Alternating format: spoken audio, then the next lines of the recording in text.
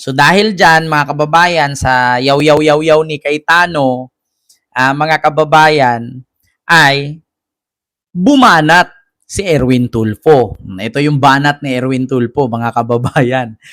Dahil sa yaw-yaw ni Cayetano, sabi ni Erwin Tulfo, nagkaganyan lang yan si Cayetano nabaliw yata noong natanggal siya pagka Senate President, ay kung ano-ano na ang mga pinagsasabi. Nako, patay ka din na.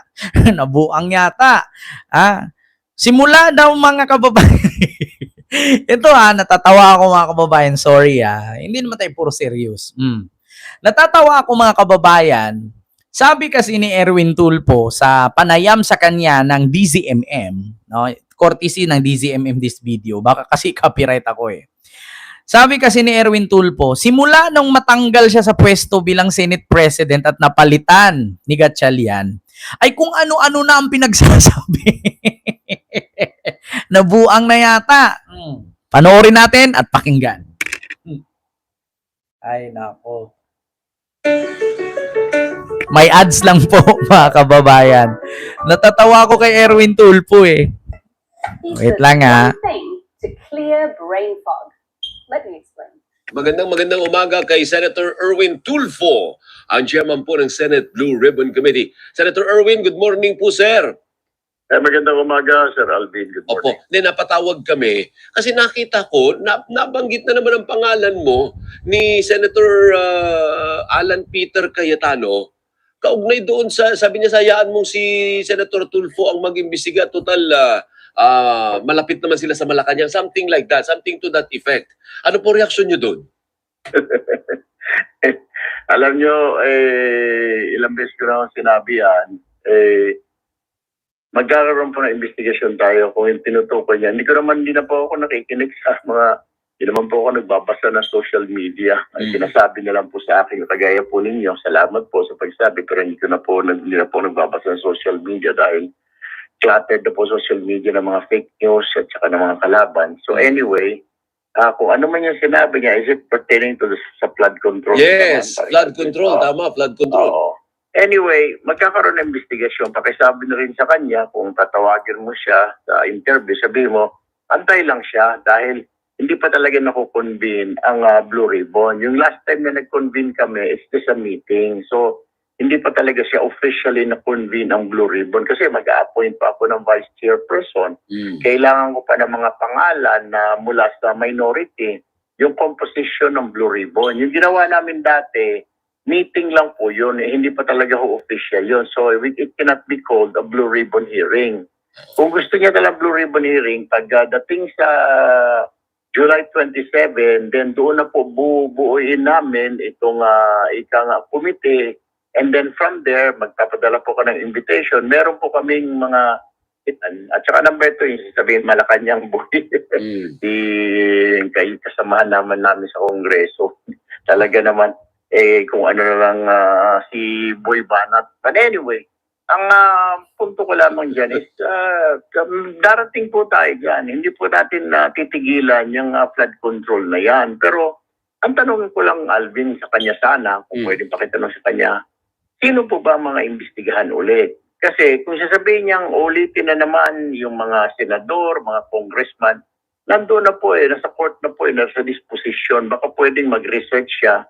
Naisumitin na rin po ni Senator Lacson yung mga pangalan po ng mga senador, mga contractor, nandoon na po sa ombudsman. Ang DOJ naman, kung hinahanap niya yung mga congressman, nandoon sa DOJ, ang ICI.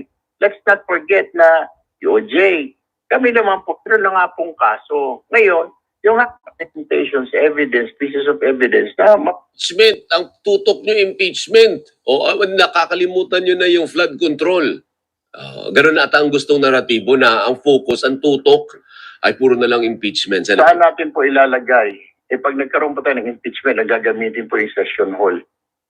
Saan paano naman po yung impeachment? Impeachment po araw-araw.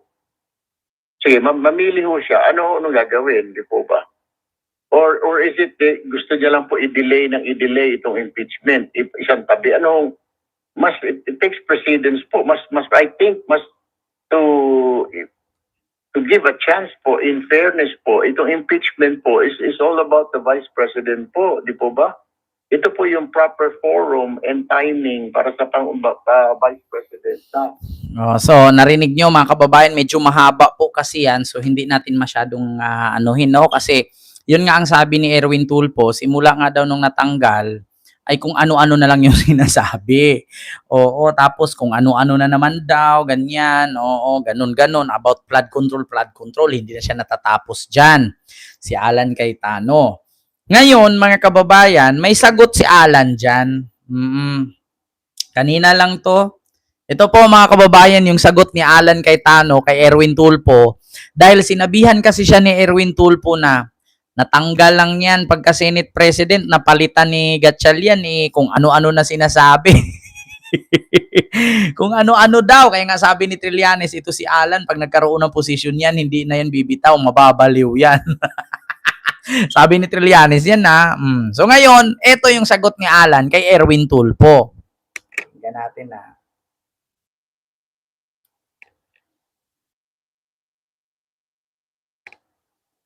Ano ba yun? Bend the law. Bend the law. Bendalo. Pati hindi na po bend the law, bend the Constitution. Ang rule po ngayon ay bend the law. Ayan na. Bend the law. Pati hindi na po bend the law, bend the Constitution.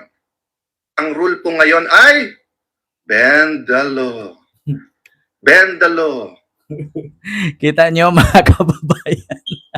Ang rule po ngayon ay hindi na po ang bendalo. Bendalo. Kita mo mga kababayan. Wala na. Ang mga senador ngayon mga kababayan. Para ng mga vlogger. Wala. Yung galawan nila mga kababayan, vlogger na. Oo, pag may isang vlogger tumitira sa'yo, ang sagot mo, babalik ka din. Ganun na ang ginagawa nila ngayon. Hindi na sila mag-uusap sa proper forum na kung saan, di ba, mga senador sila, binuto sila ng milyon-milyong tao, pangatlo sila sa pinakamakapangyarihang tao sa Pilipinas. So, ang nangyayari, imbis na respetuhin sila, nawala ng delikadesa. Wala ng dignidad ang Senado. Bakit? Wala ng pagka-professional. Di ba dapat pagka may mali kayo na hindi pagkaintindihan ng kapwa mo senador, di ba dapat magkaroon kayo ng caucus, no? Pag-usapan ninyo, mag-meeting kayo, proper forum. Wala na mga kababayan. Kung bibira si Erwin Tulfo sa news, si Alan Cayetano, babanat din siya doon sa kanyang vlog. Di ba? Wala mga kababayan.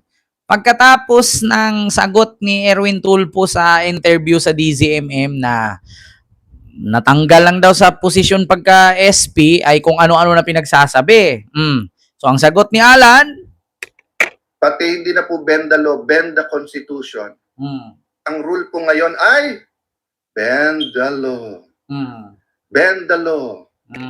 Pati hindi na po bend the law, bend the Constitution. di ba? Bendalo. Natatawa ako minsan mag-isip mga kababayan kung ano-ano na lang banat nila. Di ba? Kita nyo mga kababayan, ngayon, paano mo respetuhin, paano mo galangin yung isa sa pangatlo sa pinakamakapangyarihang tao sa Pilipinas na senador? Kasi una, ang pinakamakapangyarihan, presidente. Pangalawa, vice president. Pangatlo, senador. So ngayon mga kababayan, paano mo sila galangin ng mga highest position or highest rank position na mga politician in our country kung ganito sila? Di ba? Kung ganito na sila. Hay nako, mga kababayan. Bendalo. Natatawa ako mga kababayan, mag-iisip. Bakit nagkakaganon? Bakit nagkakaganyan? Anong nangyari? No? Hay nako mga kababayan. Kaya minsan, sabi ko nga, kaya pala yung sa Indonesia at sa Nepal pinagsusunog nila yung mga kongreso at senado sa kanila kasi wala na talaga mga kababayan. Like po tayo mga kababayan.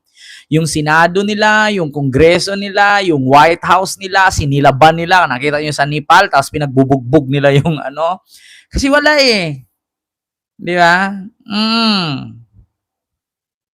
Ay, nako. Di ba, Ma'am Ju Granada? Oo, sa sunod, pag bumoto, isipin talaga yung may utak, no? Hindi yung nababaliw, may utak naman, pero baliw, di ba? Oh, Ma'am Jenny and kay Ma'am Nini TV Vlogs, ayan, mega love shout out po. So, alam nyo na, mga kababayan, na alam nyo na. So, ito yung sunod. Ako, patay ka diya. Ito yung sunod, mga kababayan, no? Patungkol naman ito kay Matibag. Nako, mga kababayan, galit na galit si Alan Cayetano dito kay Matibag, mga kababayan. Oo, hinahamon pa nga niya eh. Sabi ni Alan Cayetano, sige, hindi kayo halata. Sige, imbestigahan nyo yung SEA Games. Sa akin naman yung flood control. Sabi niya ganon. Ito gusto ko lang iparating sa Malacanang, sa NBI at sa DOJ. Ayan, sabi niya.